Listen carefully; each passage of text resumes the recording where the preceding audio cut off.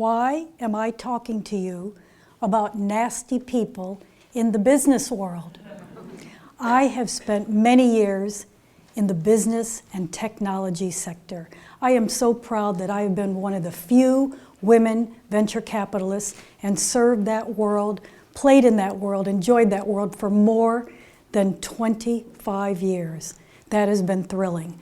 But when I thought about what did I want to speak to you about today, it wasn't about funding your business. It wasn't about scaling your company. It was about dealing with bullies, bozos, and buffoons.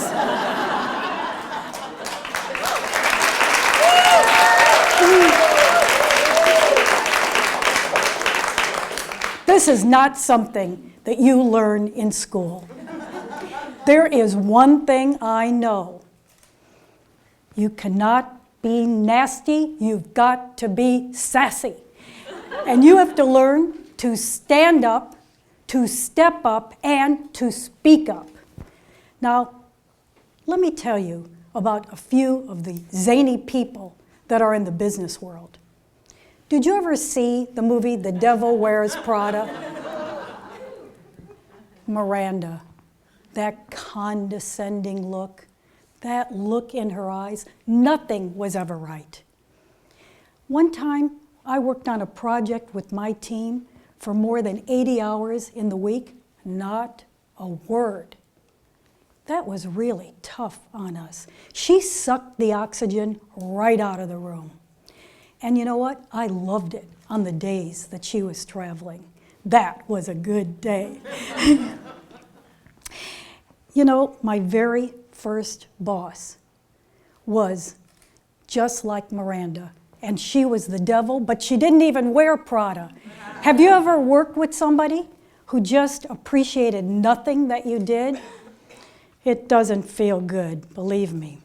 So then I changed to a different part of the organization. And who was my office mate but Miss Rude, Lewd, and Crude? No filter on her mouth ever. One day we had a big corporate event. And picture it, let me take you there. Picture a great big auditorium, about 300 people. I got an award. How naive I was to think that she would say something supportive. You know what she said? She said, "Why did you win that award?" These are real stories. I have made none of this up. And in subsequent events, she would say things, recurring themes like, "Why are you going to that conference? Why were you promoted? Why are you leading that team?" Nothing I said was ever the right thing. In fact, the things I did say, they were just catnip and just never quite worked. Have you ever had somebody who hit your hot buttons all the time? Then there's this dude, Mr. Passive Aggressive. Oh boy, I never knew what was going to come next with this dude.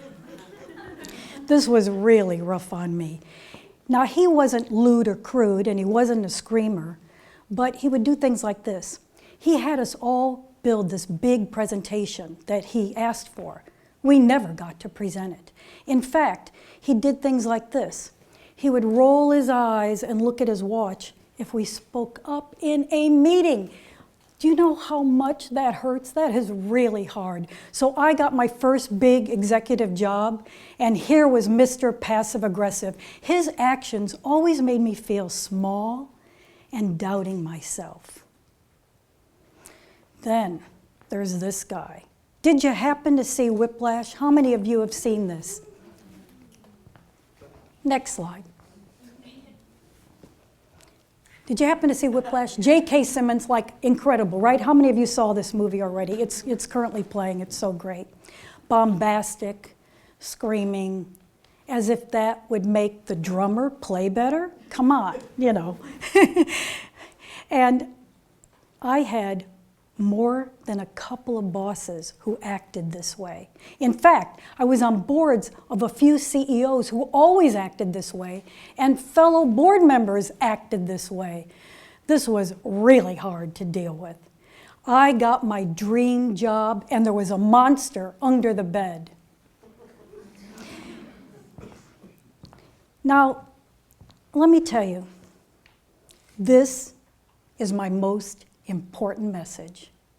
We will keep getting the lessons until we learn them. We have to learn to master the minefield of these manipulative people, or they will make us miserable.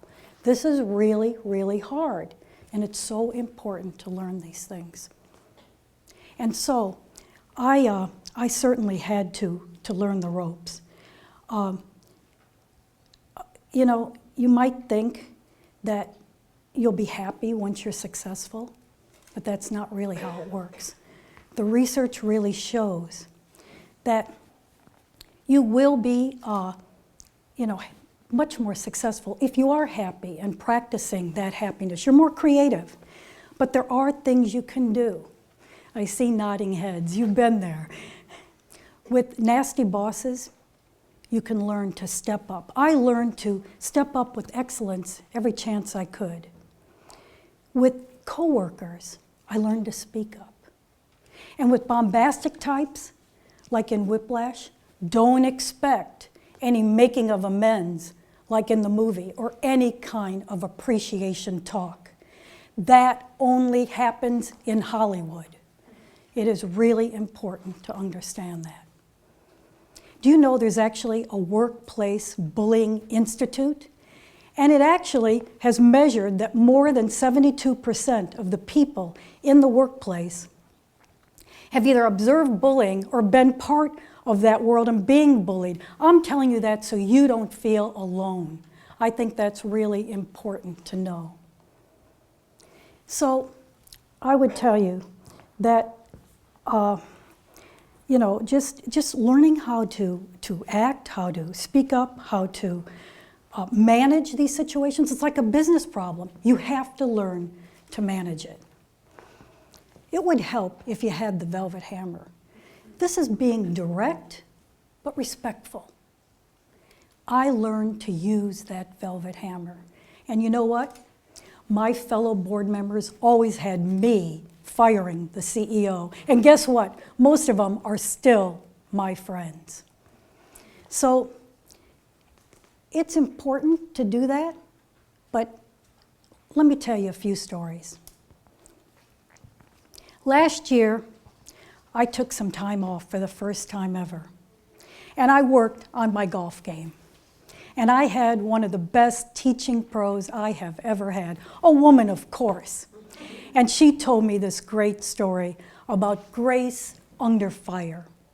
She was out playing with Kevin, and Kevin was throwing his clubs, and he was just so obnoxious. In fact, he was ruining the whole afternoon for everyone. And Heather said to him, "Kevin, what is going on with you?" And he said, "I want to hit the ball like you hit the ball, Heather." And she said, "Kevin, you're 70 years old. I'm 43. I've been playing golf all my life. I'm a professional golfer. You will never hit the ball like I hit the ball. Kevin, use what you got." Talk about grace under fire. She wasn't going to let that bozo give her a bad day. That's what I love about the story. Then, a couple years ago, I was invited to an all-women's poker night. You know, I just was looking at my hand, and I had one bad hand after another. But what did I do? I kept reaching down for $20 bills. And you know what I noticed? The other women, they were having bad hands too. But they were doing something else. They were dropping out. And I realized, if you want to win, you gotta stay in. Guess what? I was the big winner that night.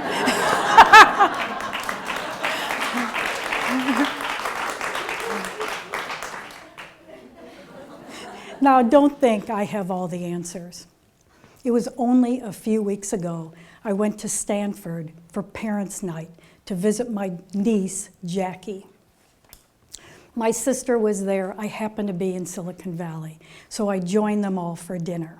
And I was telling Jackie about today and this discussion.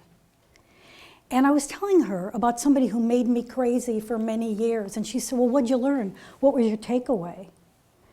And I just kind of mumbled something. I didn't even give her a good answer. And you know what she said? I don't think that you conquered this. Oh my golly. I was really in the grip, which is the power hold that people can have on you. And I was quiet the rest of the night. You know why? I realized she was right. So I thought about it in the days after that, and I realized I had not spoken up all along the way. You see, these people can give you a long tale of misery, and that is why I am passionate about this subject. I think it's really important. So, it might have helped if I had something like this gizmo called the jerkometer, invented by 2 computer scientists at MIT. It measures the tone of voice, what's going on with the feelings, what's happening, what's being communicated. Don't you think this should be in the Apple Watch?